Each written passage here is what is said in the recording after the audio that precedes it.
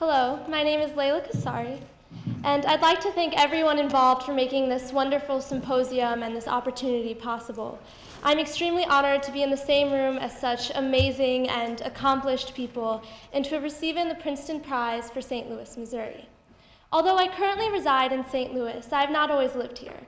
Previous to St. Louis, I lived in a small town in southern Ohio, a small town known for its friendly neighbors, hospitality, and a lack of diversity.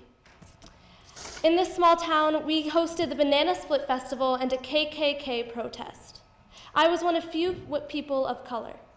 I distinctly remember one day in first grade, I was with my best friend standing in front of a mirror as she brushed her silky hair. She asked me something along the lines of, "Am I pretty?" And I replied, "Of course." She then proceeded to say, "You know, you would be pretty too if your hair wasn't so frizzy." Naturally, my face fell. "Oh no, I mean, you are pretty, it's just you'll never really be pretty like me."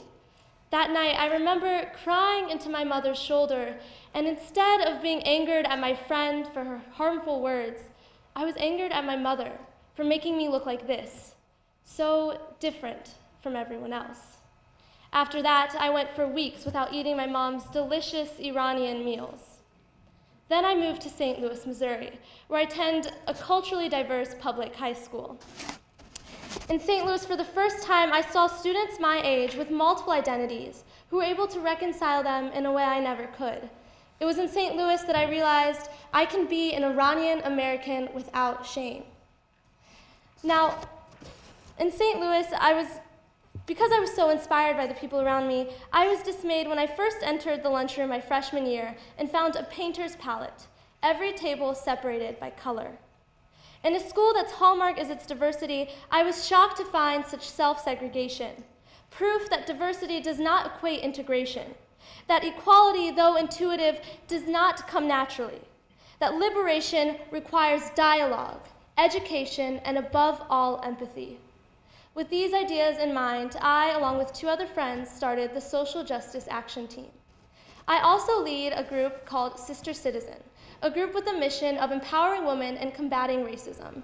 This group works in coalition with the YWCA to prepare workshops that talk about the intersection of racism and sexism and presents them to middle school girls from charter and city schools in St. Louis.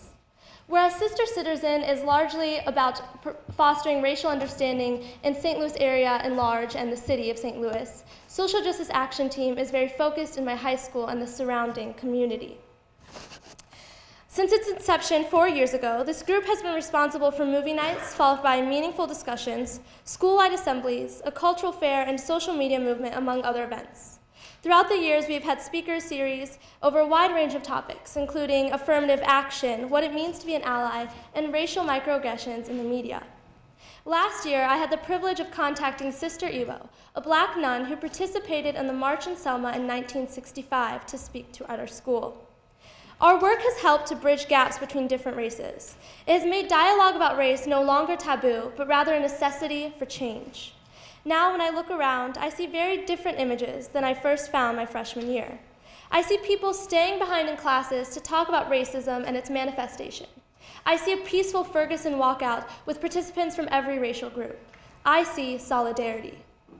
Now, I began this speech by saying how immensely honored I am to have won this award. But this is not the entire truth. This moment is also very bittersweet for me. Ferguson, Missouri is about 20 minutes from my home and has directly impacted my community. Ferguson has mobilized my student body, and now because of them, no one can come into my high school without being forced to recognize that Black lives matter. There are a number of people within my school alone that deserve to be standing up on this podium with me. St. Louis is not just gooey butter cakes, Cardinal baseball games, and frozen custard. St. Louis has an ugly history of segregation and racism. But St. Louis also has a student body and an awakened youth that is ready for change and that is ready to change the world. Although I'm honored to have received this Princeton Prize in Race Relations for St. Louis, Missouri, I know that these ideas of racial harmony do not just exist within me. Thank you.